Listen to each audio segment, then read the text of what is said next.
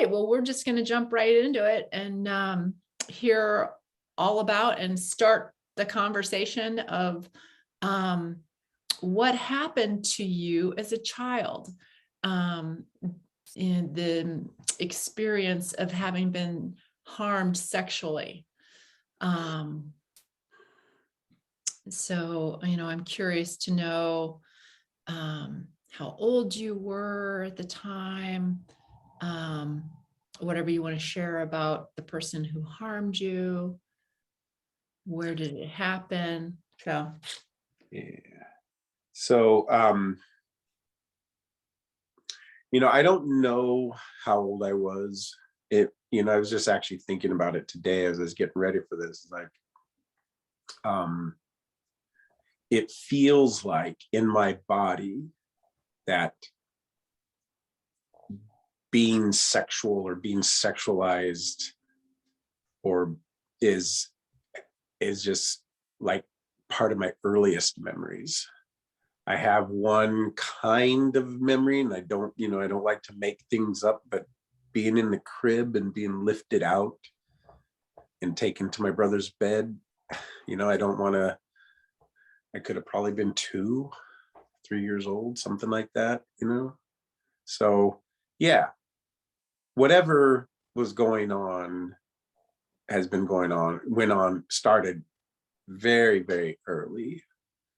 And it was my older brother who started that off for me. And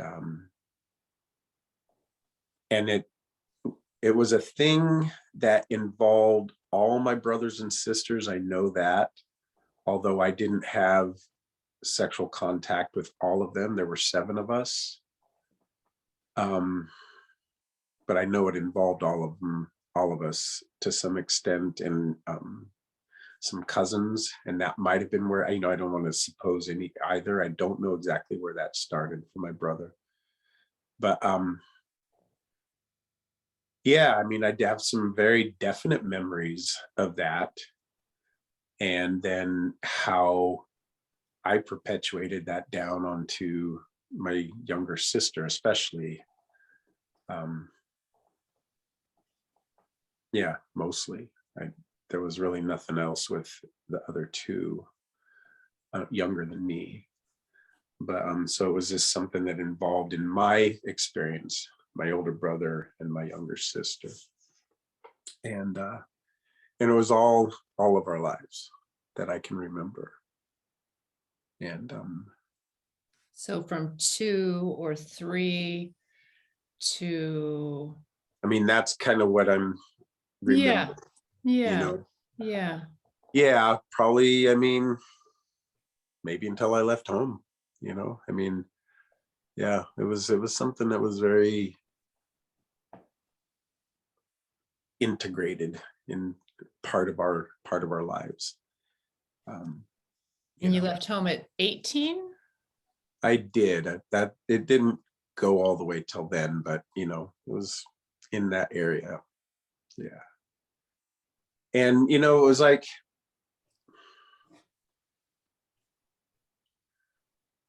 there was no violence. There was manipulation. There was, like bartering, kind of. There was, yeah, that kind of a thing happened quite a bit, and then just, there was definitely no, like, it wasn't really like a reciprocity type of thing either, it was just like one or the other type of a thing. And it was just, anyways, I have these definite memories of, like, being in the bunk bed, with my older brother, and, feeling his hands come under my underwear and playing with me, and his penis coming between my legs and between my butt cheeks, and, just his saliva, and, that happening.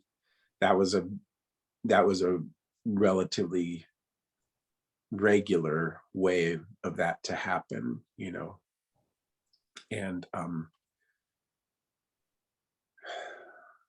being in the bathroom after a bath, and there being oral happening, and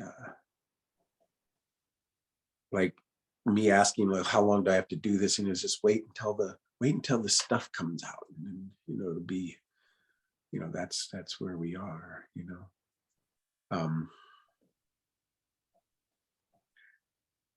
and And when you say there was no reciprocity, this was, yeah, I don't really remember there being, a lot of like, here, let me get you off too. uh-huh. That kind of a thing, and it was always very sort of sneaky, clandestine, quiet, um everybody kind of knew, nobody really talked about it. I remember one point where my mom and dad must have caught somebody, or in some play situation, whether it was somebody else or me, I don't remember exactly, but anyway, there was a conversation, about nothing directly towards that, but there was a conversation about, God doesn't like this, and this is a sin, and that kind of a thing. So on top of all of that, there was besides the secrecy, there was a lot of guilt and shame. It just always felt dark and something broken, and there was never any like, and involved in any of that stuff, there was never any like real joy or love. you know I do remember playing with other kids, and that was fun, and it was it was enjoyable, and there was reciprocity, playing doctor with the next door you know little girl when we were kids, but I was pretty innocent and fun. But this wasn't like that. This always felt fucked up no matter what. I don't remember being hurt, but I do remember waking up not knowing how I got into my brother's bed. Mm. you know um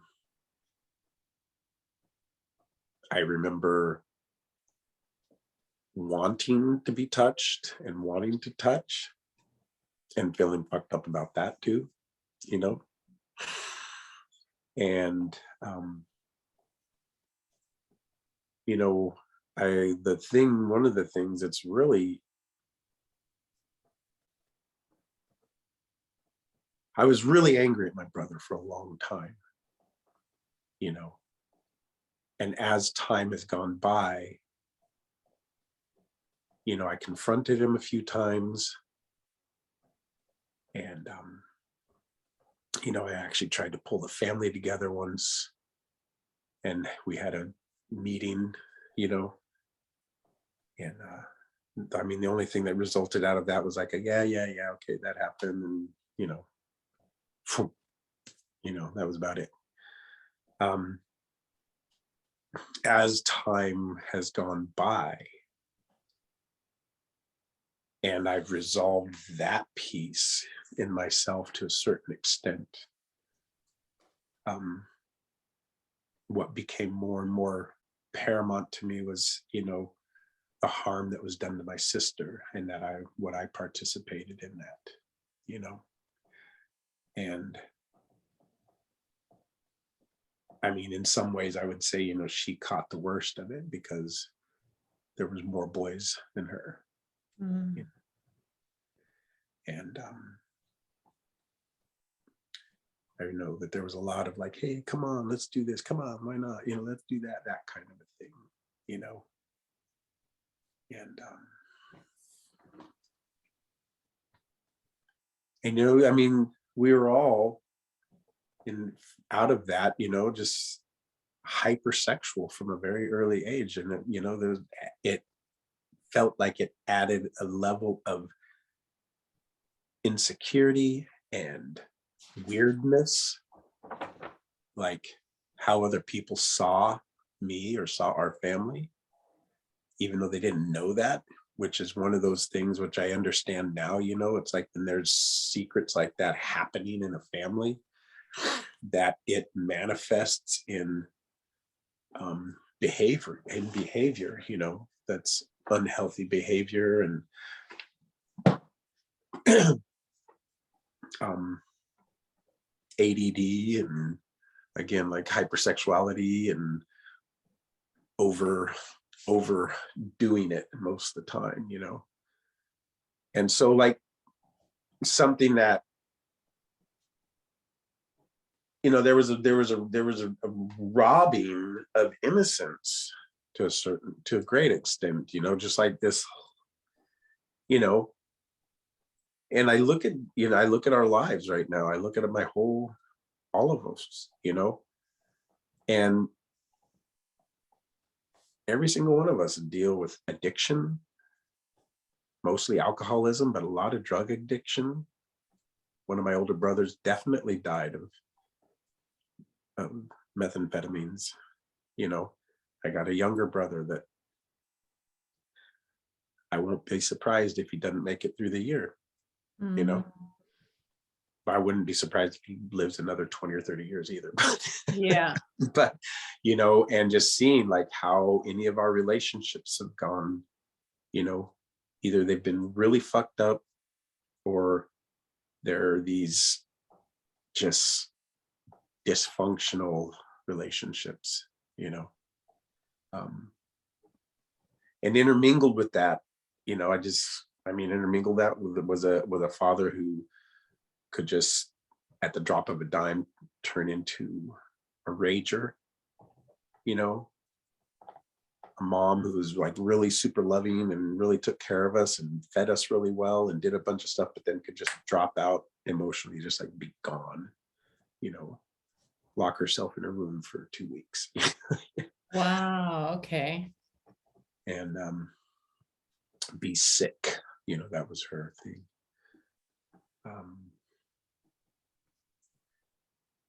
So yeah, even though now I feel pretty much free of a lot of that, there's definitely, and has been over the, it caused me to really caused me to question my sexuality when I was younger a lot. Caused me to put myself into situations that were unhealthy and be unhealthy in sexual situations, either not protected or being disconnected, taking that hyper masculine, kill it or fuck it kind of idea seriously, not knowing how to connect love and sex, or separate love and it's like, if you had sex, well then it was love, but then it's not love, but then just like an intense amount of confusion, an intense amount of dysfunction, an intense amount of incapacity to really truly connect in my heart with people. And a sense of responsibility, like guilt and shame, especially around, at first it was around like, what am I, am I gay, am I am I a monster, am I, all those kinds of things, and then it was like, after I got through some of that, it was like, fuck, how fucking fucked up for my sister, like how fucked up is that? And I've talked to her about it, she seems okay with it. I don't believe it, but I think she acts okay with it. And she doesn't seem angry. She's very loving to me, and I love you, brother, and, but she's also very, like an alcoholic. she drinks a lot. And, that's one of the ways that we connect, is by being able to drink together. Hmm. And you know, and there's always has been for years, you know, always, and not like between us, like towards each other, but always sexual innuendo on everything. Everything is sexualized, you know what I mean? And yeah. So like I feel like it's changing since my mom died and since my other two brothers died. You know, I think the older brother, he's passed away this last year. And you know, unfortunately, we never really got what I feel would say is like full reconciliation there.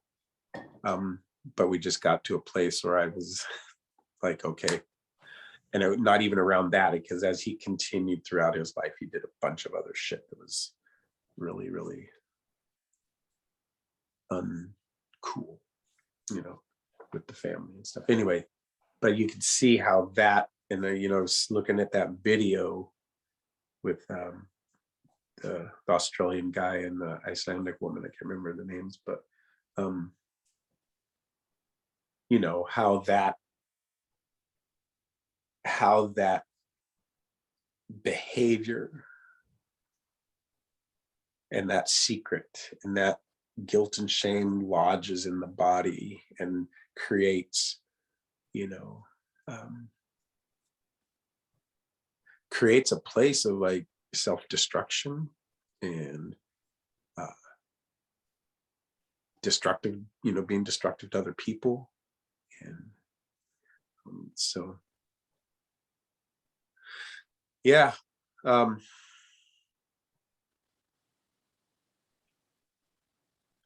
Is it okay Yeah, if I ask you a few yeah. specific questions? Yes.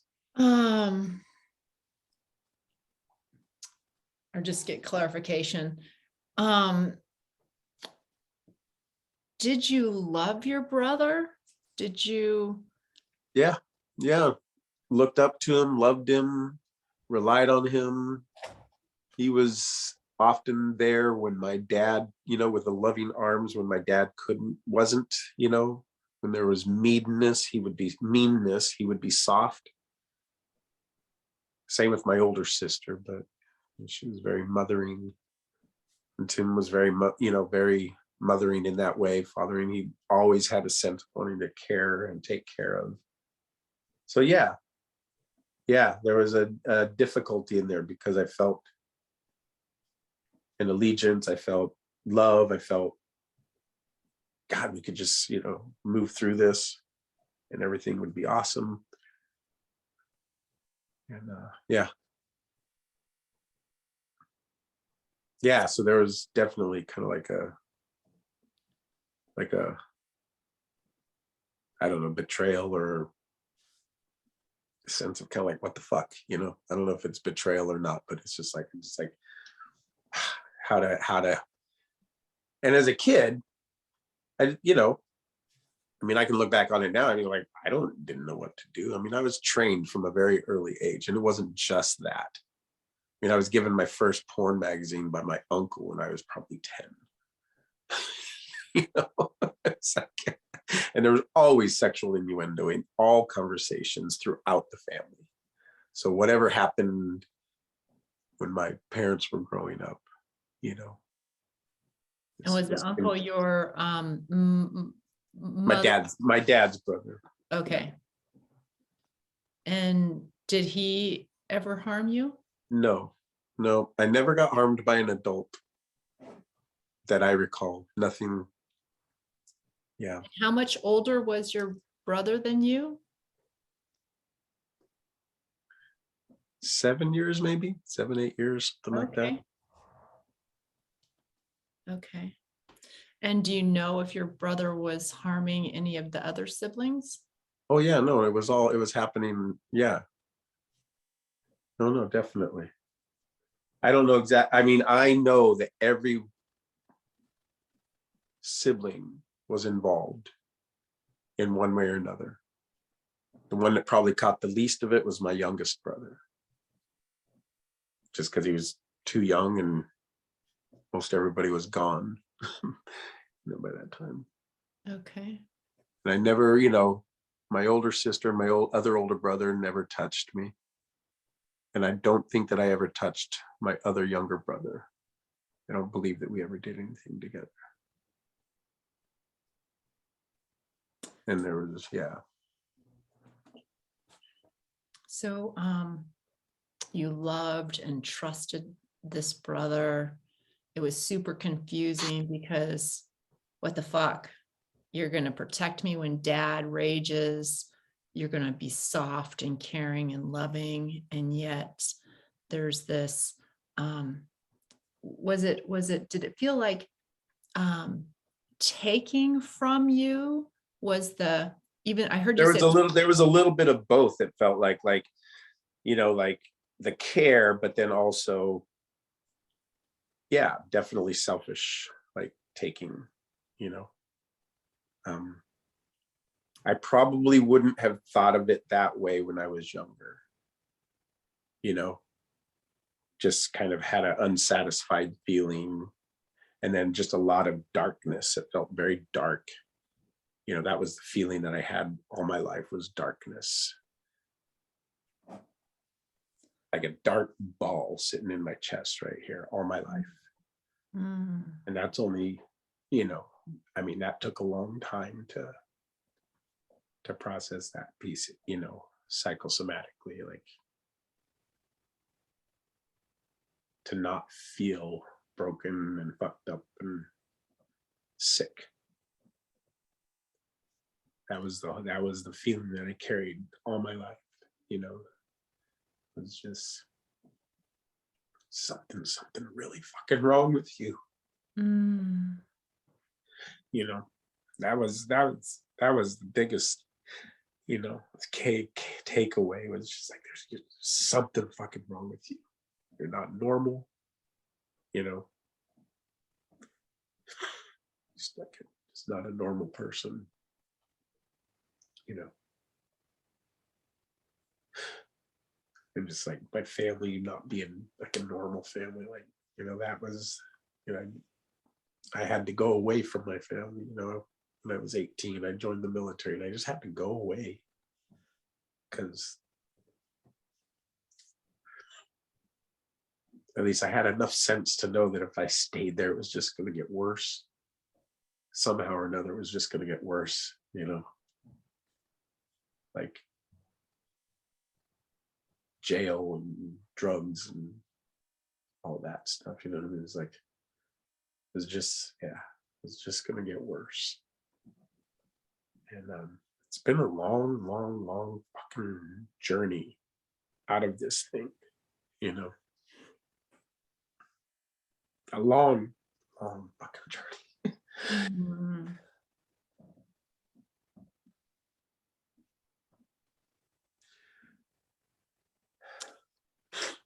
Mm.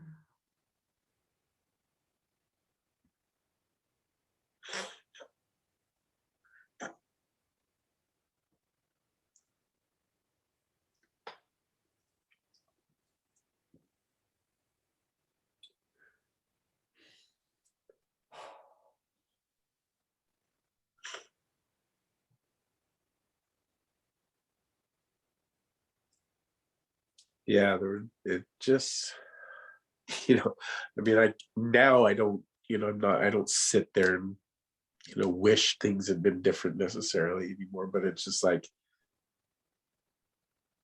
when people talk about having families, that it was just joyful and safe, and, you know, I can see how their lives trajectories were different. You know, sometimes envy comes up, you know, sometimes that comes up, you know. Sometimes I want to save my brother and sister, you know, that are still here. Yeah, there's a lot to mourn. That's Yeah. the safety and I'm guessing, other than your brother, you know, protecting you and your sister protecting you. Yeah, and that's what's so confusing, right? Is the people having having the people that you love and Yeah. trust be the ones who fuck you over. Well, I mean, even my dad, I mean, you knew he loved you. He would hug you and he would hug us, and, he could be really fun and, like strong, and you just look up to him and be proud to be his kid, but at the same time, you just like completely destroy you emotionally and physically, so yeah, I mean, part of the complexity of the story is growing up in a household where there just wasn't any safety, Mhm. period. There was love, there was good care, we were healthy, we had clothes, my parents drank, but they never brought alcohol into the house, and I never saw them drunk that I knew. Dad didn't come home drunk and beat us. He just did that sober. And it wouldn't, I mean, anyway, that's this not part of what we're talking about, but it is part of the whole thing. Absolutely. Absolutely. So Yeah. basically there was just no safety Yep. in the house, Yeah. period.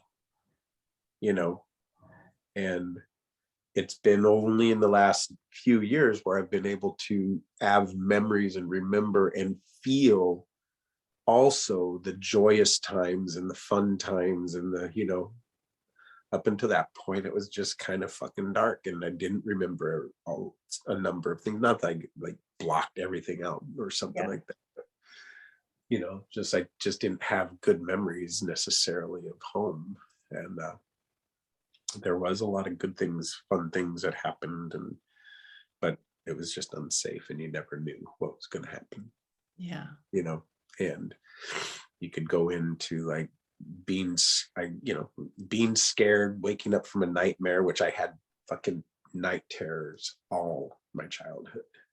I was just scared spitless of the dark, and and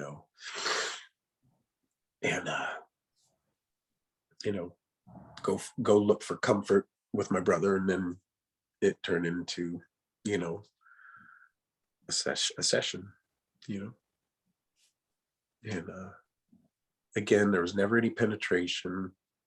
There was never any like angry, violent kind of thing. It was all soft and loving in that way. You know what I mean? So there was never anal penetration, but there was oral penetration. Yeah. And it was always you providing the oral. No, not always. No. I'm just saying that, that it was, no, Okay. not all. I don't know. Okay. But beings as I was, I don't know, the smaller, the younger, there wasn't. And yeah, I don't think he really had a penchant for that, giving oral. So it was more of like I don't know. There's some of that I don't have super clear memories of, And Yeah. so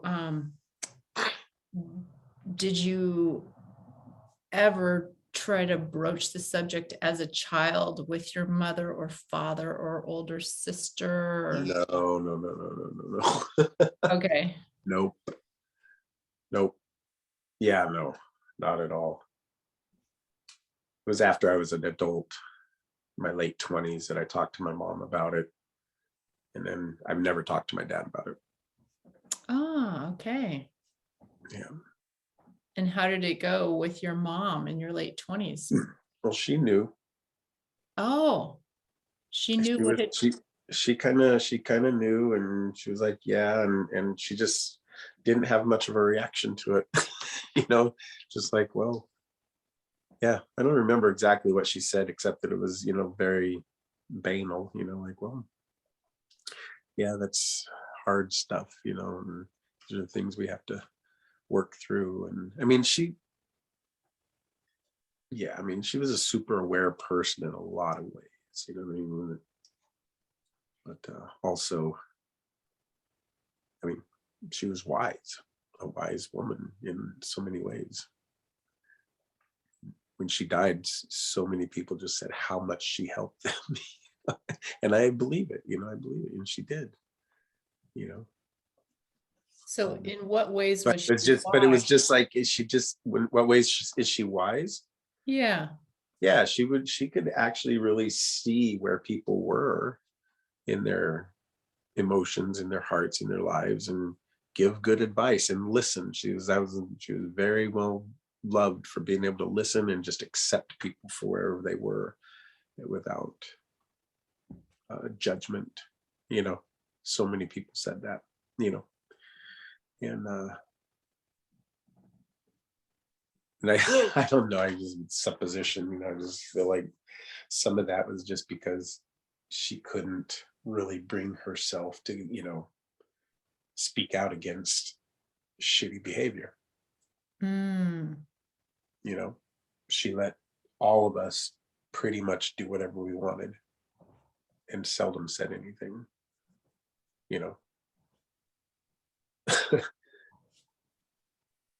I mean, now we're getting into a whole different part of the complexity there, but and I would say that especially with the boys, there was a lot of just almost like coddling and not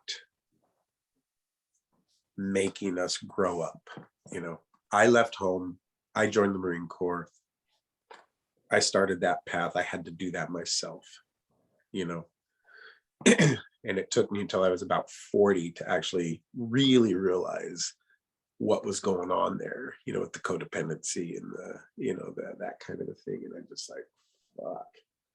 That's when I got angry at her. So it took a long time. I always wondered why. I just kind of like kept getting more and more like, God, man, I can't stand to be around my mom. But I figured that out. So Because she didn't step up and tell yeah, your father, don't you fucking touch my children, or don't talk to them like that, or tell your brother, so there wasn't like, oh yeah, in that sense, there was like never any like deep investigation into what's going on. But both my parents, I know that my mom did, but I don't know about my dad, but I'm pretty sure suffered some of the same stuff in their childhood. So you think your mom was harmed as a child as well? I'm pretty sure, yeah. Is there some observational things that just behavioral and something my dad said one time, that and it might not have been as a child, but more like, as a 16-year-old girl, getting raped, possibly, I'm I can't go too deep in that. I don't know for sure. And there's nobody to corroborate anything, but both my parents definitely, like, in their own ways, kind of hypersexual and just not not knowing how to hold that and handle that kind of energy. So you could see them being sexual, but there wasn't ever any education about No how education, no, attain or be it sexual. was only about, the only kind of education was like, God doesn't like that kind of thing. But then there was also like, oh, look at this, a lot of grab ass and that kind of a thing. So it was a kind of a weird double standard or double message kind of a thing. So yeah, that was tough. I mean, that there was definitely no, the socialization that happened when I was a kid was pretty pretty fucked up, I think. So The more I go into it, the more I feel like, oh Jesus, boy, all of us had a lot to overcome. And it's definitely generational, transgenerational. Absolutely. Without a shadow of a doubt, whether it's sexual abuse or just high dysfunction and physical abuse, that definitely was happening, Mhm. you know, and emotional abandonment and all of that. It was definitely happening. I believe that my grandmother was sexually abused by her brothers. That was your mom's mom? Yeah. And her mom was really insane. So there's likely that it's just been this long generational thing happening. You know, there's no way to, to verify that, but it just. What are some of the things that lead you to believe your grandmother was harmed? She, in many ways, remained very kind of childish or childlike and shut down emotionally, even though she was a brilliant woman and loving in many ways, but yeah, just emotionally not available. And same with my great grandmother. I mean, she was actually, I don't know if she was diagnosed, but there was definitely something going on there, according to my mom and my uncles, and then my dad's dad was a very mean person, or could be a very mean person. And I had just recently talked to a cousin of mine, and she was saying how she watched my grandfather just completely destroy my dad emotionally, often, even as an adult. So yeah. I come by it naturally. What I do, and just, yeah. Did Just she coming. give you any observable things that he did to your father that were so hard? Was it yelling? Verbal, just verbally breaking him down. Yeah, for sure. Not Yeah. good enough? Yeah, all of that. Yeah, definitely. Yep. Don't cry or I'll give you something to cry about, kind of a thing. Yeah. If a sensitive boy, just making fun of, like really harsh, sarcastic, joking, and that is definitely a big thing within our family as well. It's interesting. It's interesting to watch. So I took it upon myself to start really diving into this when I was about 29 or 30, after my first divorce. And yeah, it's taken a long time to get here. And there's been some really incredible experiences through that.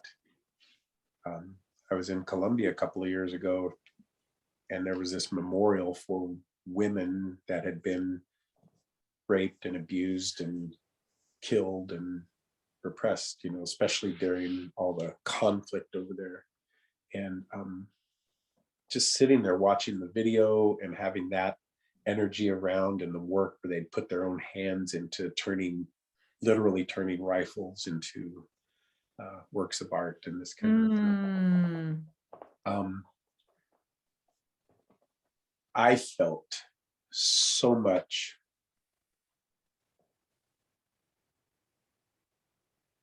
sadness come up. Just this deep fucking grief, and a friend that I was there with, she, a skilled psychologist, and she just held that, she's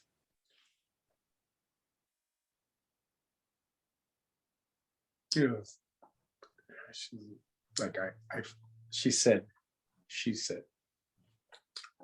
I forgive you. I forgive you. That was pretty poignant.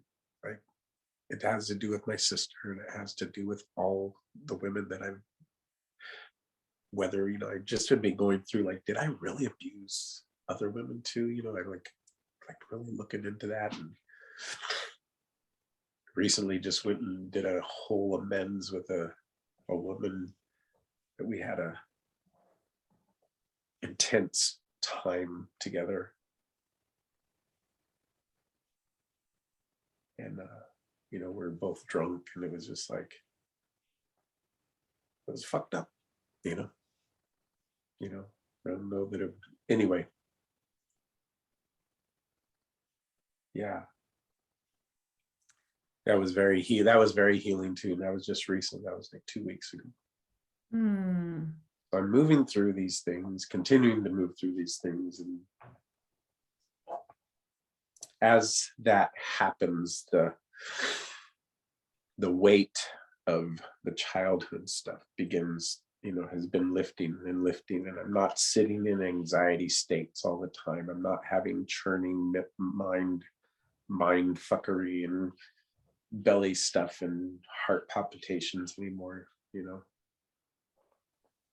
But yeah, I think that this time there's time for a deeper healing right now. That it feels like it's coming up, and I do want to sit and talk with my sister again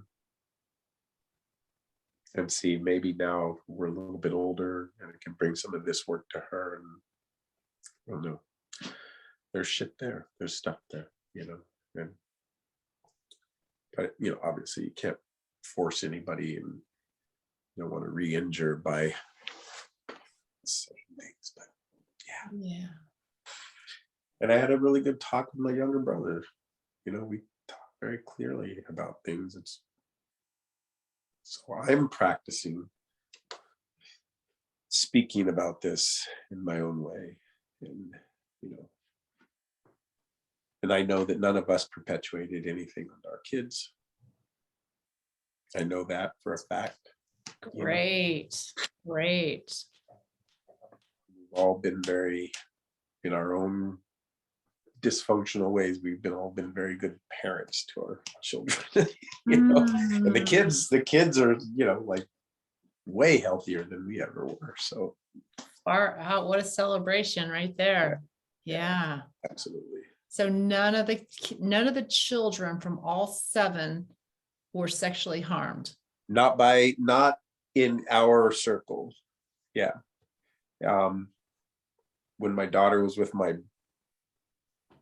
her mom when she was really, really little, there's some evidence that something happened to her. Again, it's one of those things that's unclear, but I could imagine that some of the other kids, some of the other nieces and nephews, coming from different ones, some of them are steps, some of them are just, part of the family now, that they grew up in pretty fucked up situations. And but nobody's really, evidencing in their behavior that kind of experience. They're mostly just, yeah. And have you shared with your daughter the harm that you were raised in? Not on that level, no. Okay. Although I imagine that my kids have some experience with that, some understanding of it, but just because it's so ubiquitous in the family, and how we, and some of us more than others, behave or have behaved in the past, So and has your daughter shared with you the harm that she experienced? I don't think it was at a time when she actually remembers. Yeah, it was something that I remember coming up. Her mother told me about it. My mom said something about it, and there was kind of an investigation, but she was really young. And nothing. I don't think that anything actually really got proven. So, I don't know. So yeah,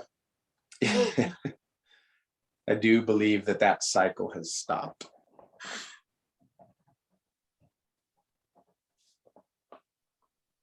And I believe that stepping up and telling the other grandfather that he couldn't do that anger, tyranny stuff towards the kids anymore when I was around, helped stop, help break that cycle in the family for my grandkids from experiencing that kind of rage and thinking that that's normal and that kind of debasement, you know. Tell me about how you found that courage to use your voice and tell him that that was not all Well, right. it's partially been through some of this work that we've been doing here, the work that I've been doing with you guys, you know, our conversations and a lot of the work that I've been doing with my, you know, somatically, like really retraining my nervous system and recognizing how watching that triggered some old feelings and just saying, I cannot sit by with this anymore. I can't do it. And yeah, that's how. Done a lot of work, done a lot of inner work. Yeah, You so know, much. it's like, you know, it's So I heard you tell me about some somatic work. I'm wondering if you can tell me a little bit about, you said you started when you were 29 or 30 after the divorce, and well, yeah, you know, that whole process, you know, first off, I went into a 12-step program. okay. I mean, I wasn't really, I was, anyway, yeah, I went into a 12-step program, didn't drink or use any drugs for 15 years while I was raising my kids, which is really good because, you know, all of the emotional stuff that was there, the dysfunction, the confusion, the, you know, I didn't really recognize it as anxiety, but just deep, anxious kind of, you know, undefined fear, right? Mm, If I had been drinking, I would not have been able to handle any of that in any way. And even at that, it wasn't really super well handled as I was learning how to make my way through all of that, you know. So that, and then I did a lot of different practices that I didn't really know that they were somatic stuff, you know, but the breath work, you know, where when I was in an acting class and I felt, I could just feel it like working in my body. And so I was doing this thing and like really practicing and really paying attention. That was before I really knew about mindfulness and mindfulness practices. And I had a little bit of experience with yoga and meditation. So, you know, I was working with that a little bit. I got, yeah, and then I got into body work, and that really expanded my understanding of somatics and that kind of, you know, retraining that can happen, how we have the capacity to actually change. We're not stuck in patterns. You know, we're not stuck with what we got. You know, you can teach an old dog new tricks. You know, this body mind always has this amazing capacity to relearn. So what was happening, and you know, for a long time I couldn't quite understand why, even though I could cognitively see the situation and understand that it's not a life and death situation, my whole body would just be in this state, and there would be the churning of the mind, and like I said, heart palpitations, and the stomach, and the not sleeping, and the, you know, yeah, wanting to run away and cover up and all this other kind of stuff, you know what I mean? The anger, the rage, you know, it's like, but that situation doesn't warrant that. So that stuff, you know, it just kept going and just kept coming more and more clear how this was all of this was reaction that was based on patterns of survival that I learned as a child that couldn't serve me as an adult. And so through that, I just continued to keep putting one step in front of the other, foot in front of the other, until I learned how to not just manage, it was beyond managing. It's like how to retrain that, because I could manage. I managed pretty well. I built 2 businesses and I raised my children and I traveled and I did all kinds of stuff while experiencing all this stuff, and managing it. White But knuckling. I was never satisfied with managing. And so I worked really hard and studied and read and talked to people and did all kinds of crazy stuff, to try to like maybe this process, maybe that process, and hypnotherapy and weekend empowerments and deep somatic body work. And some of them were really good. Some of them weren't so good. Some of them just had little tidbits for me that helped me out and put me on my path, learning how to pull away and be more objective and then take responsibility and then come back in and like, it's not, there's no way to, yeah.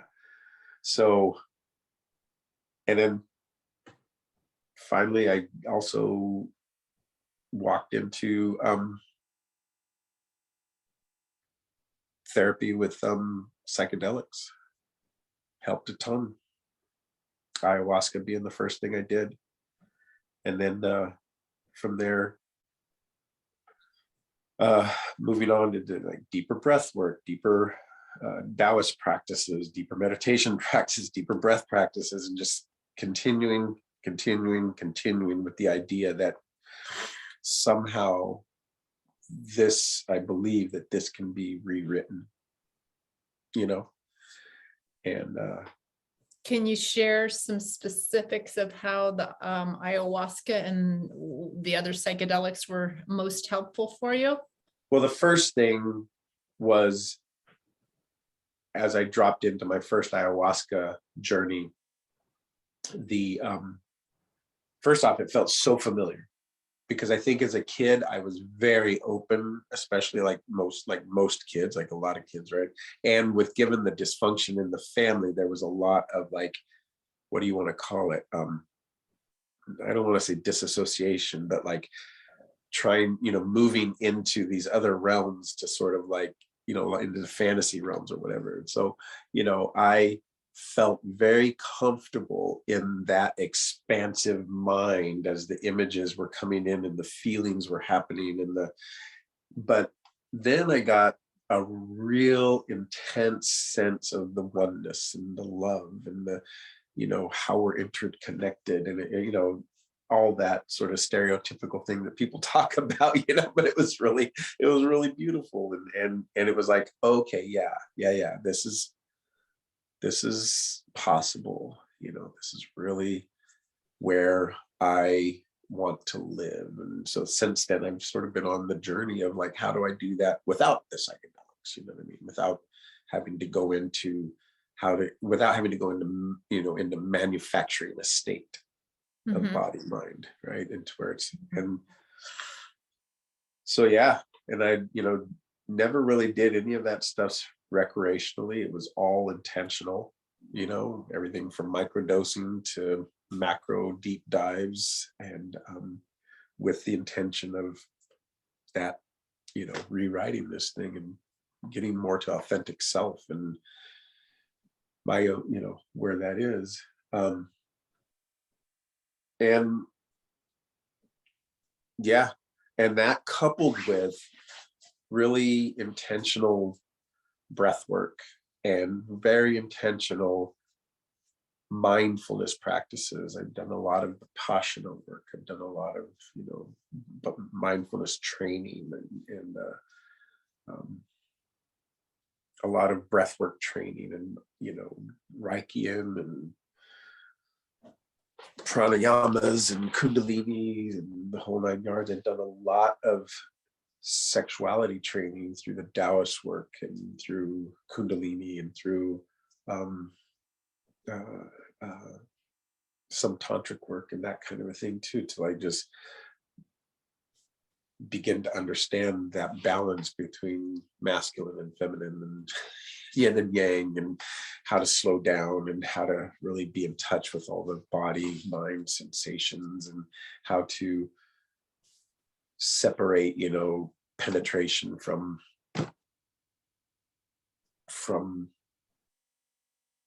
I don't know, separate penetration from sex, but like that's not the only way of being sensual and sexual with somebody.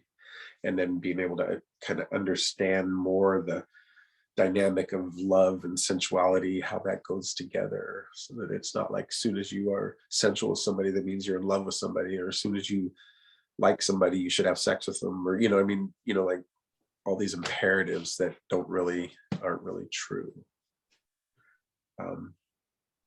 Yeah. So yeah, like that's where I'm at. I mean, and I'm, happy to say that even now there's just this continuous realizations and growth, and recognizing when that like even just not that long ago, something really came up and it like put me, I could feel it putting me into that anxious state, but then I went to bed kind of anxious, but I was able to bring myself down and go to sleep. And then I woke up like, with that spinny mind and heart racing, like, oh, fuck, that kind of a thing. And, you're stupid and all that kind of stuff. Right. And was able to, through these practices, bring myself down and actually go back to sleep, and then wake up the next day and even, be able to discern more of like next steps, instead of being so twisted up that I couldn't do anything, which is usually Giant celebration. Yeah. Yeah. So, and also what happened at that moment too was just like even more visceral recognition of how much energy it takes to be in that kind of a state, and how much energy it took for me to be in that state for probably the better part of 55 years. And a lot of it like fairly continuously. And so now, I feel like with the space and whatnot, and I'm still sort of like, okay, what do I do with this new way of being, with this new state? And how do I, because it almost feels like something's missing, because I'm not being driven by that energy. There's a new acclimation that's going on of Yeah. who am I without anxiety in me 24/7. Right. The rage went away a while ago. The rage, that quick to ragefulness. And so it's been like these stepping down, as this whole thing has been rewritten. And yeah, it's really incredible, to be real honest. I mean, it's fucking incredible. And To be where you are now. Yeah. Absolutely. So let me see if I got some of the stages right. Fear and confusion as a child. Deep. And a sense of just brokenness, a sense of just being black inside. Like I literally felt like I had a black ball right in my solar plexus most of my life that was kind of choking me. And there was always this sense of like, if I could just cough this thing out, I would be okay. And I got the chance to work with somebody on it. And like the compression that he put into my solar plexus, and I got to control it, and I got to deepen it. And, like he says, I have never dropped my full weight into somebody's body the way that I did with you, because it was just like it was literally, and I wouldn't say that everything cleared up right then. It wasn't like that, but it definitely broke that cycle, And so what happens on a physical level is when you're in that kind of anxiety state, your body holds it right there, you know, and there's a tendon, and there's musculature, there's visceral physical stuff that's all connected right here, that just, it's just like, oh, clamped fucking down like this, you know. And it shuts you the fuck down. It shuts you down. And you know, that's that literal feeling of, and I've had other people describe this to me in themselves, the same thing. Like, I got this black ball, and I'm, you know, it's like, that's what it is. It's like, it's just so shut down that your mind can't even see that place. And it feels like this choking.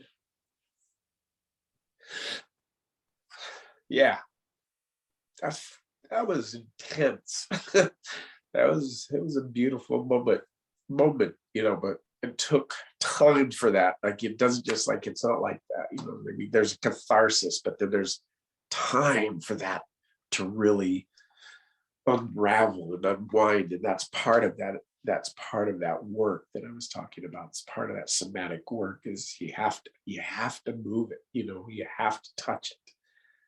You have to breathe it. Yeah. You have to just, like, endure, you know, a place where you feel like you're gonna die.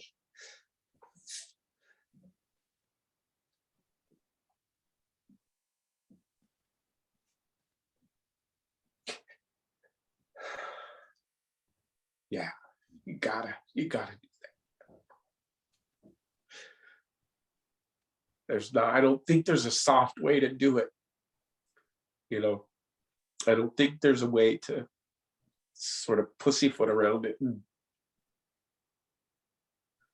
you know, and really change. I don't think there is. Like, and I don't mean you have to, like, hurt yourself or hurt somebody, like hurt, but you gotta be willing to drop into that place, into that sort of abyss place. And that's, you know, sometimes the psychedelics really help with that. The deep breath work, the holotropic, you know, really help with that, because they create that dynamic tension in the body that allows you to just, like, you know, let go of things. And you have to let your voice come out, you know. You have to move. You gotta look it right in the eye, you know, all the fucked up shit, to find, you know, find that heart. 'Cause I never thought it was there, you know. Yeah, I just thought I was fucking broken my whole life. Just thought I was fucking broken.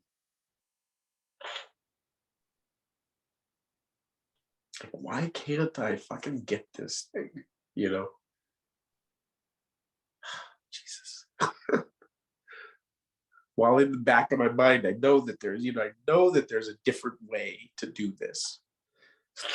And no, you know, there was also that knowing back there, like, somehow or another, I got that somewhere back here, like, fuck, it doesn't have to be this way, you know?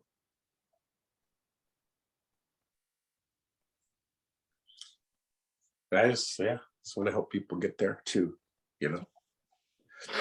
And what I'm hearing is there is no way out without going through.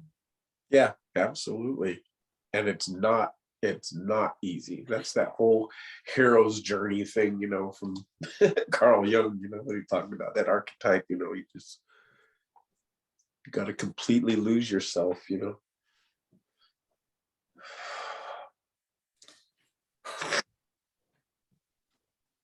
What was that Greek goddess, you know, that had to go into hell to get her beloved back, and just everything was just stripped away from her until she was just bones, you know. Can't remember who that was, but Yeah. Well, just for a little taste of shared reality and just a little break, I do want to tell you that for years and years and years, the dream that I had was that I would start to pull something out of my throat, Mhm. and it was attached inside me. And so I've been pulling out this alien something that, yeah, Yeah, yeah, absolutely. yeah, Well, when something like what happened to you happens, everything shuts. And so it's a similar sort of, yeah, whether the cause is different, but it's just like your yeah, body does that. And it's a protective thing for your body. Your body does that to protect itself. yeah, I'm not sure exactly what the mechanism is, but it is there. for sure. Yeah. And yeah, just for the record, letting you know how much you contributed to my well-being by going in as a massage therapist and down my throat and into my throat and Mm, helping me release and open. um, you contributed to through the amazing body work that you did with me. mm. Yeah, and when you're saying it takes time, right? I mean, just recently with someone, did some more body work and just pulled out what he described as an alien from over here, and it Mm, retched through his body as it was coming out of me. right. Yeah. So, we cannot forget about caring for our body as we process and heal and move Yep. through its body, mind, and spirit. And, I too have done the holotropic breath work. And Eric, if we didn't fight, flight, or freeze, I know you know all this. It lodges in our body, and I've worked on people who just break out.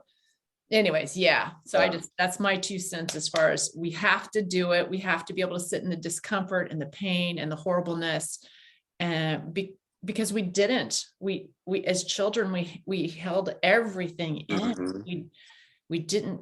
We weren't able to verbalize, and so Or understand even like yeah. we couldn't, you know, uh, cognate No. anything that Yeah. stuff, Yeah. rationalize any of it, Yeah.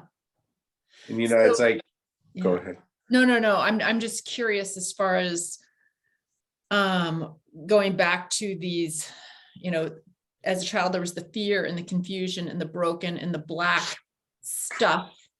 And then there somehow, there was the release of the anger, and now it's this settling into who am I without the anxiety. So I'm wondering if you can talk a little bit about how you let go of the anger.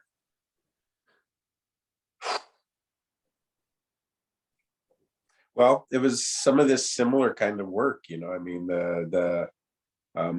like the breath work, and just some of that was just like verbalizing it, just like almost like primal scream therapy type of thing. There was a lot of that, like being able to talk about it with people, being able to. I went to my first men's retreat, and I don't know how long ago that was. It was at least 15 years ago, and a guy who's still my friend, actually, pretty good friends. Like I went up to him and I'm like, we were talking to him, saying, I don't like men. I just don't like men. They I hear that a lot. they scare me, and they piss me off, and they frustrate the shit out of me. And quite frankly, I don't really like women either. Like they don't trust them, and there's a huge trust issues. And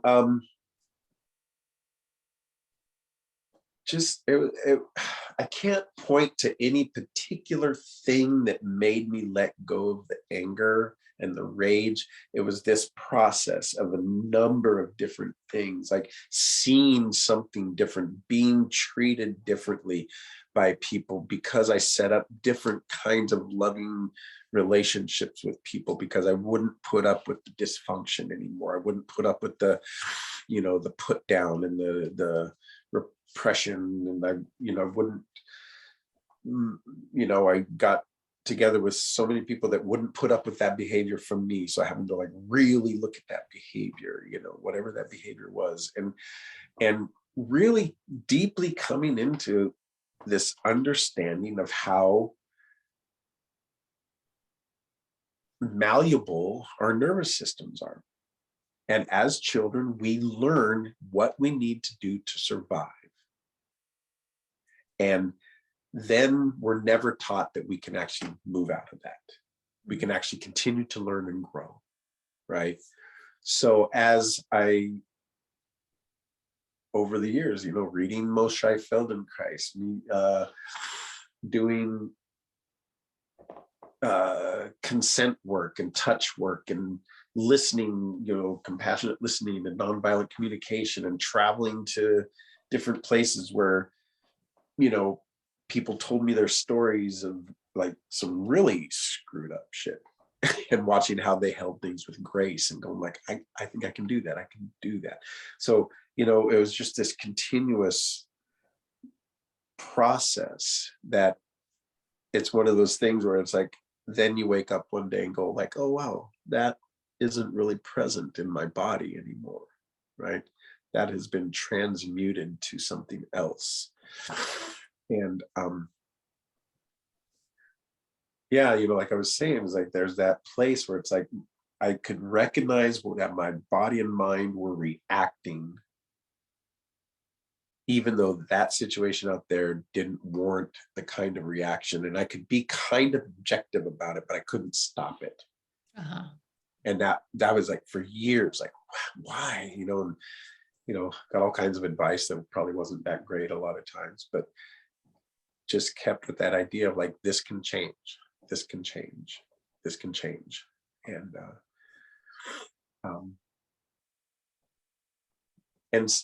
really trying to put myself in places where I saw and experienced communities of people that acted differently. Mm.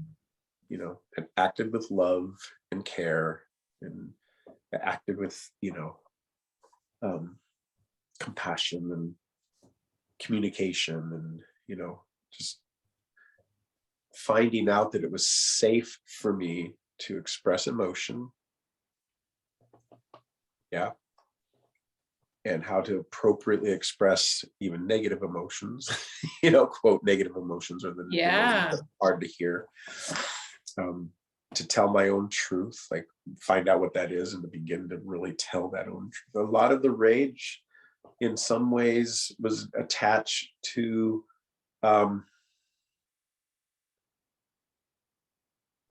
this place where it's kind of like you're always doing what other people want or need, like you're caring for other people in such a way, like a codependent type thing, where you're caring for other people in such a way that you're not caring for yourself. If I could just be the nice enough guy, she would love me. Yeah. If I could just do it the right way, he would care for me. If I could just be a big enough man or the right kind of man, I would get the praise and the glory. And, if I could just do those, all these outer things, waiting for the admiration or the Acknowledgement. Yeah, from the outside. So yeah, I had to go through a long time of like recognizing that, like and that piece of like, that was, its own little frustration, was like learning how to acknowledge myself, like, and like, fuck you, I don't need your acknowledgement. I don't, that, so there was that, sort of that letting go part that was also kind of a, anger place. Now it's like so much better. that. So yeah, it's been an interesting journey for sure. Yeah. Let me see what else. Are there any physical challenges that just instinctively you would attribute to having been harmed sexually as a child? Well, in some ways, I want to say that my breathing issues, the asthmatic condition that started when I was, again, sort of in my late 20s, early 30s. I mean, there could be there's just saying that my lungs probably I would put existentially, from the grief were probably a weak spot, immune system type thing.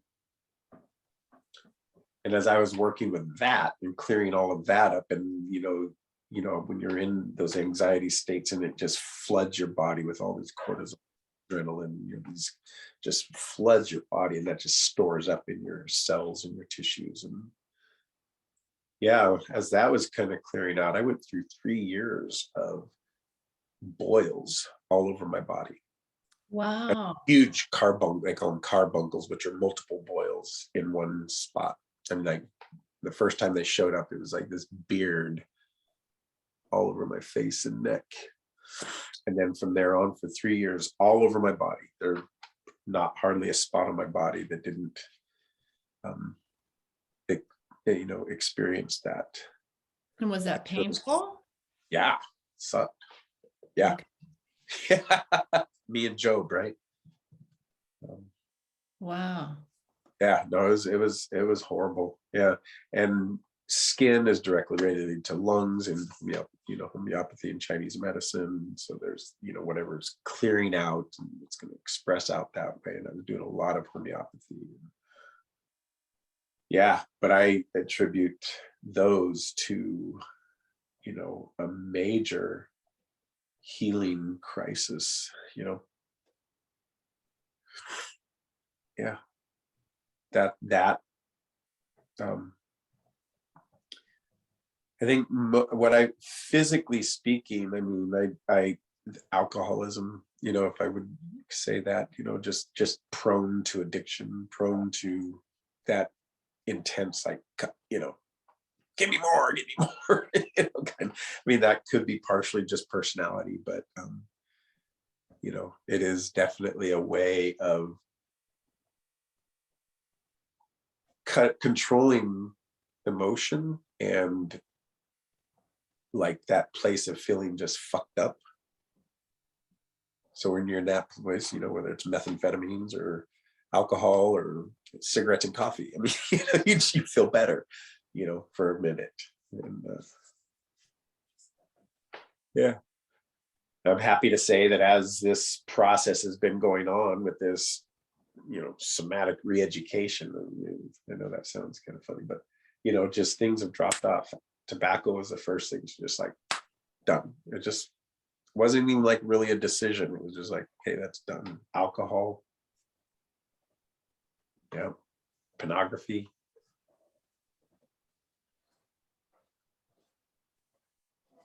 Now I'm inviting coffee to leave or to grow out, Awesome. Wow. What a healing journey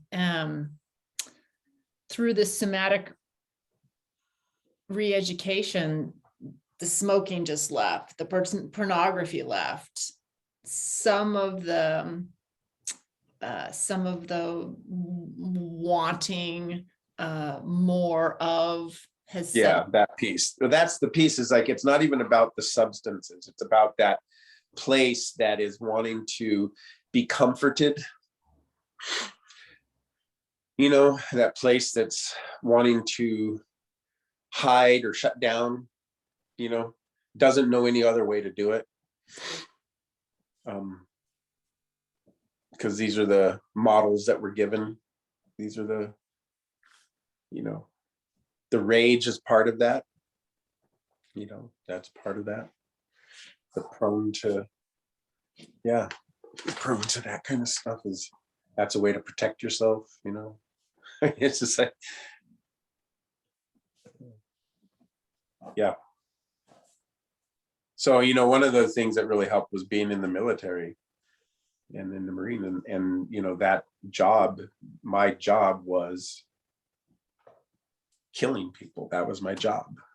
I was a soldier, I was infantryman, I was a rifleman, I hand-to-hand combat, I worked with knives and cudgels, and you learn how to do this stuff. You learn how to choke people out, you learn how to set booby traps, you learn how to stab people, you learn how to shoot, where to shoot, what to shoot with.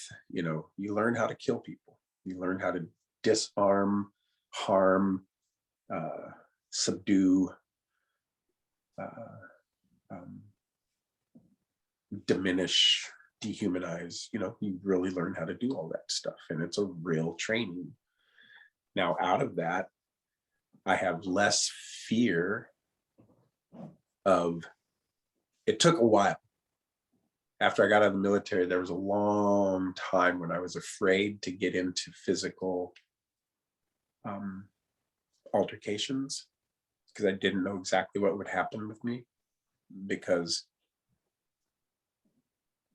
things have happened, where I've really hurt people physically. And especially after coming out of the Marines, I was just like, oh shit, so I really avoided. But I've reached a place, and when I, got into body work and, the healing modalities, there was a long period of time of like, how do I balance or, come through this place where killer and healer, so the whole wounded healer paradigm, you know what I mean? But yeah, I now feel much more confident to be able to, quote, like, keep my sword sheathed and only use it when it needs to be used, and judiciously, and maybe never. There's so many other ways of, and how often are we actually physically confronted where we feel like we have to defend ourselves in that way? Not very often. Not really. Not in the modern world. Mm-hmm. Even in some of the more screwed up places, around the world, it's not very, yeah. So that really definitely taps into sort of more existential anxiety and anger and stress, and what's been going on transgenerationally and epigenetics and the whole 9 yards. So that's where I'm at now, more than even just my own personal journey. There's this feeling of like, now there's space and grace to do the work on a on a more universal level, but do the work for and with other people, and that feels good, like less focused on my own belly button. That's super cool.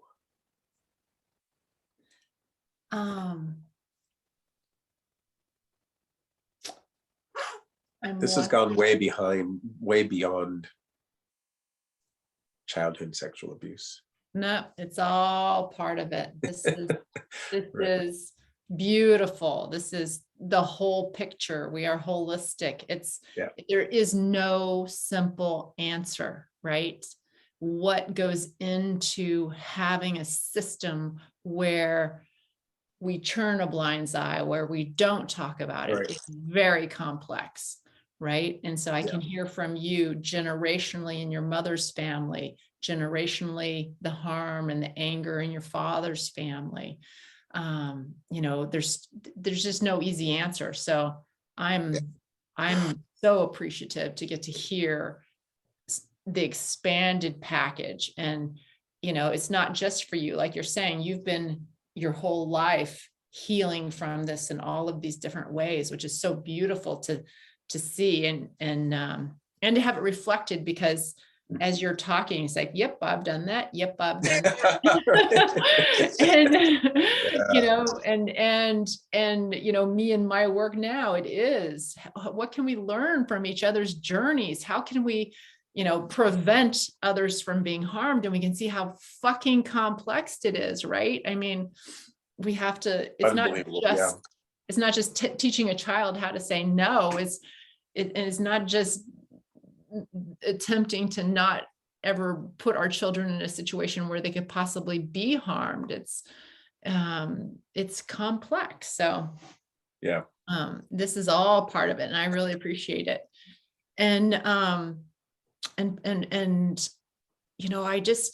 have this repeated question process that I'm guessing could feel challenging to you, but it's coming up for me to ask you. And so I'm wondering if you might be willing to do this process where I ask you a question and then you answer it.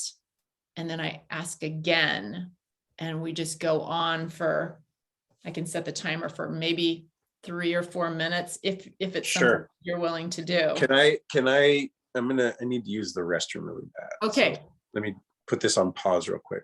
All right.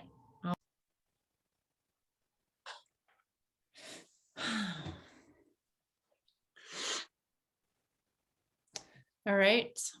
I'm gonna just set the timer for 4 minutes. I've got 2 questions in mind. So we'll just see how it goes. James,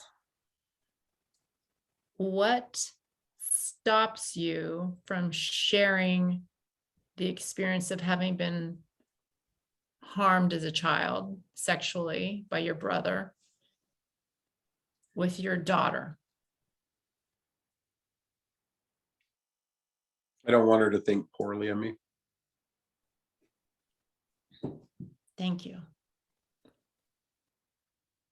What stops you from sharing the sexual harm you experienced as a child with your daughter? That, she'll stop loving me. Thank you.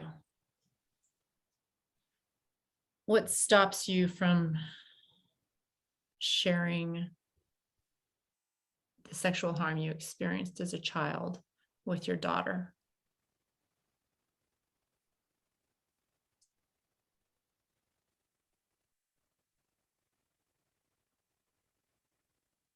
The shame of what I did. Thank you. What prevents you from telling your daughter about the sexual harm you experienced as a child?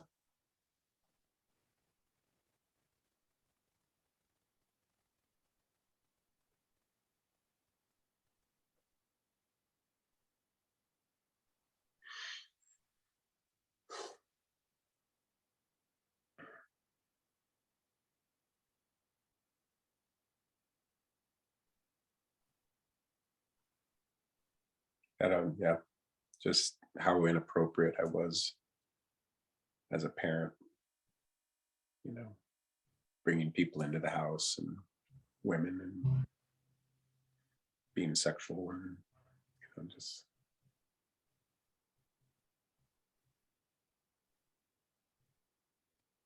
I don't know if she has a very high opinion of me right now anyway. I want to preserve what little bit is there that I feel is there.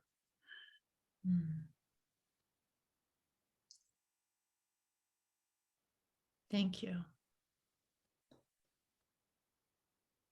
What prevents you from telling your daughter about the sexual harm you experienced as a child?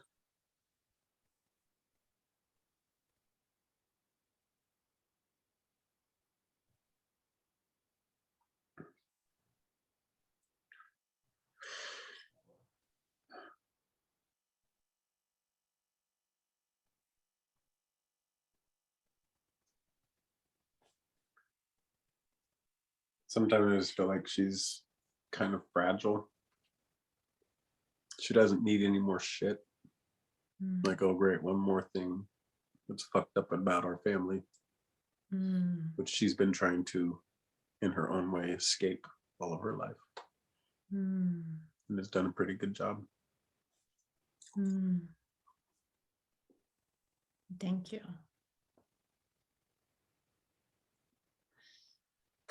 What is one thing that stops you from telling your daughter about the harm that you experienced as a child?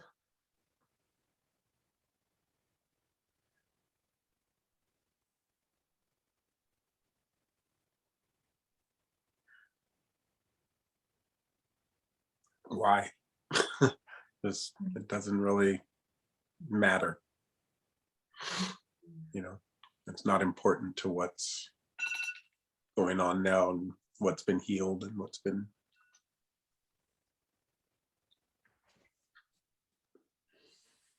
Thank you. Mhm.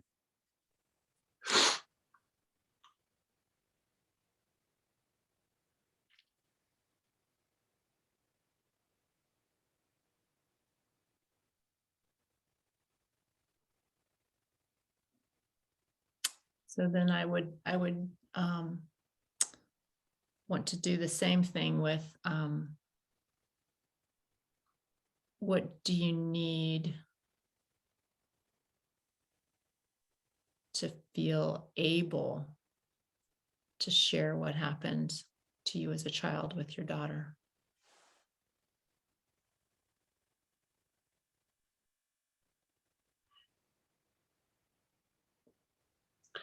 A guarantee that she's not going to hate me.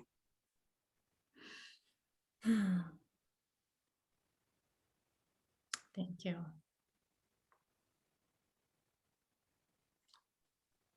What would you need in order to feel able to share with your daughter what happened to you as a child?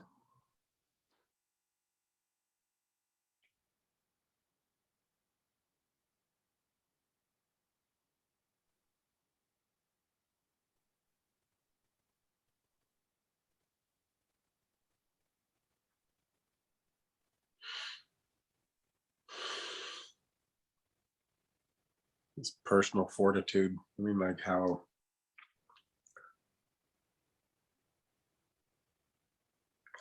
just to be open and allow the chips to fall where they may, so to speak. You know.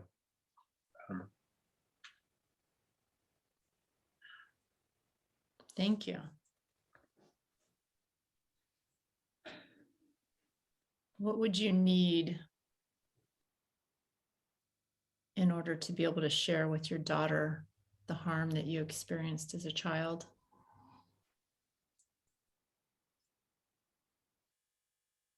For her to have empathy Hmm. and talk about her own stuff, you know. Thank you.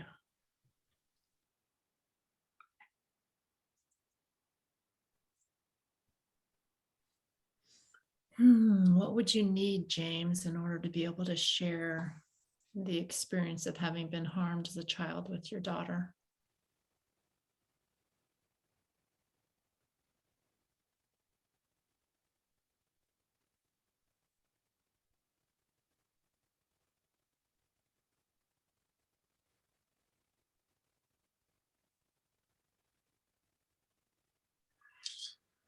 I don't know, maybe distance. Hmm.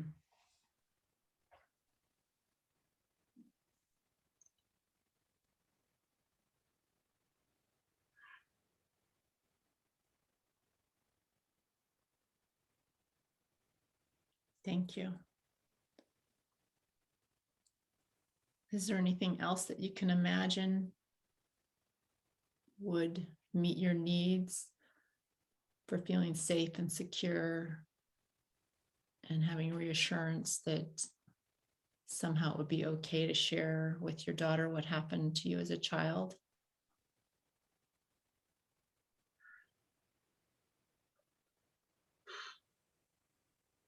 I don't know, maybe it's just practice. Hmm. and it just has to be by steps. Hmm. And also just like not a sense of like it's an imperative or it has to happen, Mhm. because it might never happen. I don't know. Mhm. Mhm.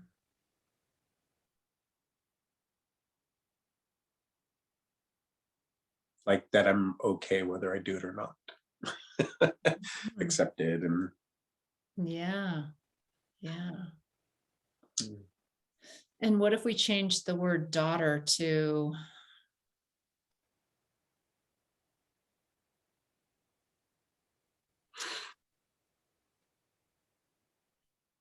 humanity? that would be easier. Yeah. It's the specifics that get me. Yeah. Thank you for playing that game with me. Mhm. All right, let's see if there's anything else I want to ask you before we leave. Okay.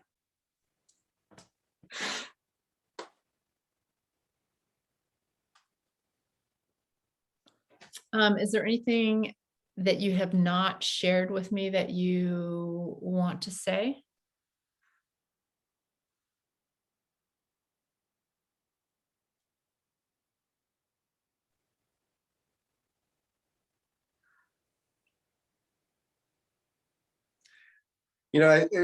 Coming out of that experience, I always, there's the brokenness, but there was also this sense of like kind of being a pervert. There was even a sense of like, fuck, am I a pedophile? You know, that was a hard one. That's a hard one. And you know, it fucked with my fantasy life for sure. And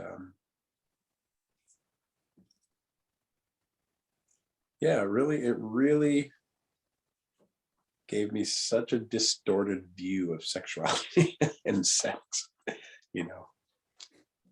And on the now, as things progressed, there's, I think the one other thing, something else that it also gave me is as I've gone through the healing process in this,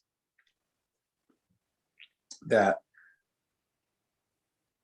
I'm also not stuck in a piety paradigm, or a purity paradigm, where, I mean, there was some sense of that for a while, like, God, I wish I was just pure, but, you know, like being able to explore sexuality on all of its levels and be accepting and curious and adventurous in all those places, all those different places, whether it's BDSM and kink or non-monogamy or, you know, gender and, gender fluidity and all of that kind of stuff. I mean, the that's one of the benefits of the intensity of the experience, is that it, through the healing process, because it's not being viewed through these, this dysfunctional lens and perspective, it's actually created a container that's much wider, much wider and much more, uh, in my feeling, like much more authentic and human, as opposed to, white Anglo-Saxon Protestant, religiously, bound and guilt and shame directed, that kind of stuff, so I'm open to so many different kinds of ways of experiencing now, and largely due to moving through that place of feeling broken and perverted and unclean and all those kinds of things, to finding communities and people and therapists and that are just like, well, actually that's an okay thing to do if you want to do that, as long as everybody's within consent. It's fine, the idea of do no harm, even if somebody likes to be, hurt a little bit. it's that's okay. So yeah, it's really, that's that place where the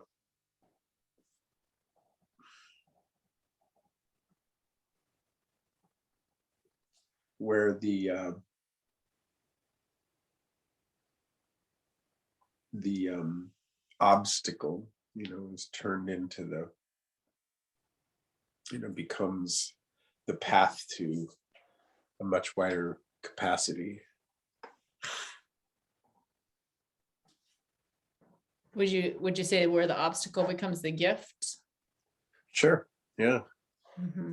But and the gift is this expansive capacity to relate in ways of relating to people, in ways of experiencing sensuality and sexuality and love,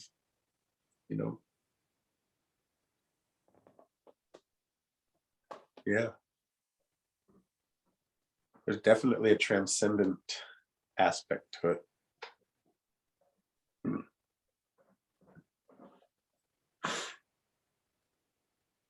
I can't really judge other people very much.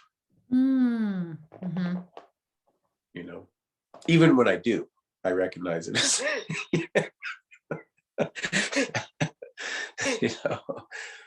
but even that's shifting. Yeah. So you see the hypocrisy in it when you do judge. Oh yeah. Yeah. For sure. And I mean, there's having good judgment is one thing, right? Yeah. But Yeah. judgmental of people is another thing. Yeah. Yeah. Yeah.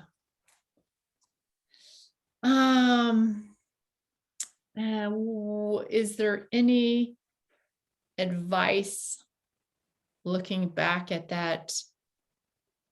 those childhood years that you would want to tell yourself now from where you are in this moment?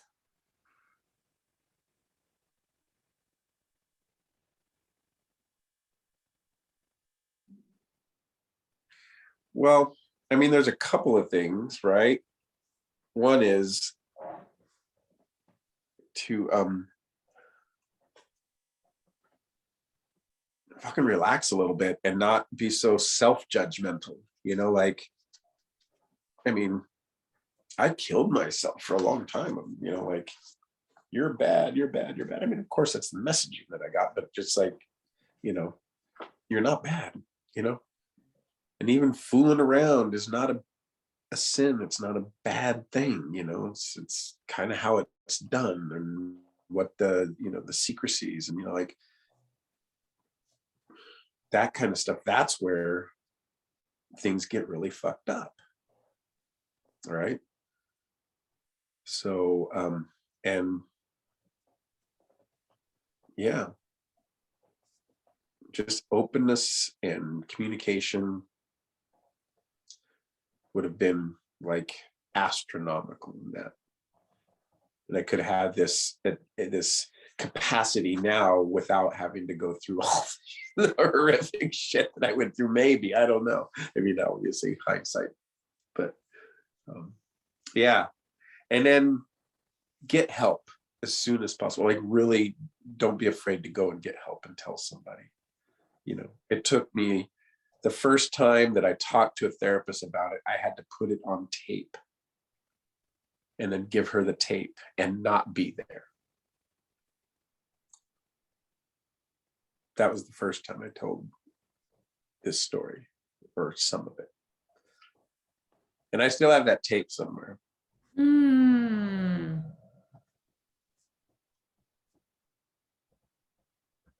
It'd be interesting. Listen to it. Totally. If you ever find it and want to do that together, that would just be so interesting, right? Mm-hmm. Whew. Wow, from then to now, that would be so interesting. Right? Yeah, Yeah, it would be. yeah.